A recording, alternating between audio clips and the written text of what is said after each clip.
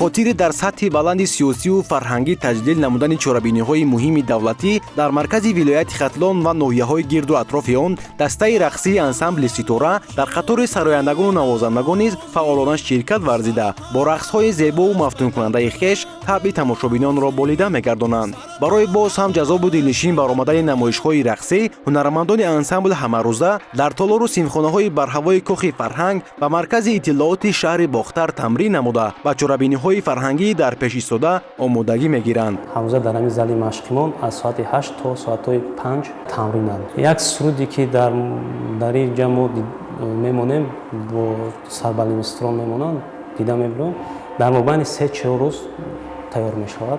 جدا 2 تا سهم میشود از ساعت 8 تا 5 با میشود که از ساعت 2 تا 6 در 2 سهم کار و فعالیت داریم. طلبای مکتب که اینین بیگه از ساعت 2 تا 6 تمرین میکنند باش که از ساعت 8 تا 5. نوای ختلان، سیری چمن، آرزو، رقص‌های کلاسیکی و بدخشانی و والس و لیریکی از جمله رقص‌هایی است که در این تالار برای دختران آموزانیده می‌شود. استادان رقص این درگاه میگویند در برابر رقص ملی، رقص‌های ازبکی، روسی، اوکراینی، قفقازی و دیگر قوم و ملت‌ها آموزانیده می‌شود. ولی برای آماده نمودن یک نمایش رقصی وقت زیاد و تمرین‌های پیوسته لازم می‌آید.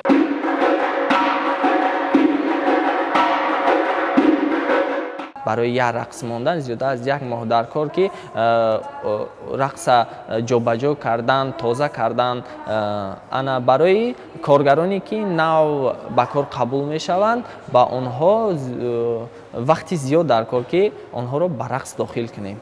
در ظرف زیاده از 5 سال فعالیت، انسامبل رقصی ستاره در حدود ولایت چون دسته بهترین رقصی نام برآورد. این هنرمندان دسته رقصی نزد خود مقصد گذاشتند که در روزهای برگزاری جشن‌های بزرگ ملی هنر و مهارت والای خویش را که اینجا صیقل می‌دهند در سطح بلند کسبی اجرا نمایند. در اینجا گلدخترانی انسامبل ستاره و پسرانی انسامبل ستاره که انسامبل ما هم بچگانه هم دخترانه میباشد کار و فعالیت کرده ایستاده ایم و همه آن چرابینی‌هایی که در حدود شهر باختر یا اینکه بیرون از شهر باختر برگزار می‌گردند ما در آنجا اشتراک کرده رقص‌های خود، برآمدهای خود را نشان داده ایستاده ایم. با گفت فرهاد کوگانوف هدف اساسی انسامبل رقصی ستاره این تشویق و ترغیب رقص ملی و پاس داشتن تاریخ و فرهنگ گذشته و حاضره ملت تاجیک بوده با این وسیله در تربیت نمودن معنویات مردم سهمی ارزنده میگذارد. برای شامل شدن به این دسته قد و قامت، چهره و حرکت‌های رقصی هر دو طلب به نظر گرفته شده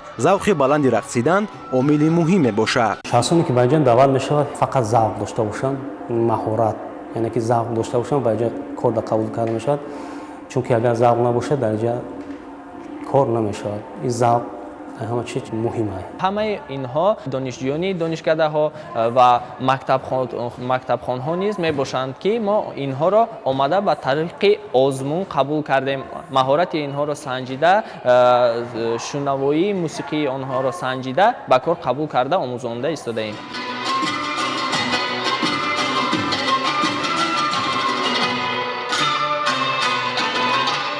امروز انسامبل رقصی ستاره با برنامه رنگین کنسرتی خود در قلمرو جمهوری نامور گشته است. راهبریت انسامبل تصمیم دارند که در آینده شماره هنرمندان را از حساب خواهشمندان که هر روزه برای شامل گردیدن به آنها مراجعت میکنند زیاد نموده هم در حدود کشور و هم بیرون از آن به سفرهای هنری برآیند. گزارش خورشید عبدالعلیم عبدالرزاق محمدشایف برای برنامه اطلاعاتی نوید از شهر باختر.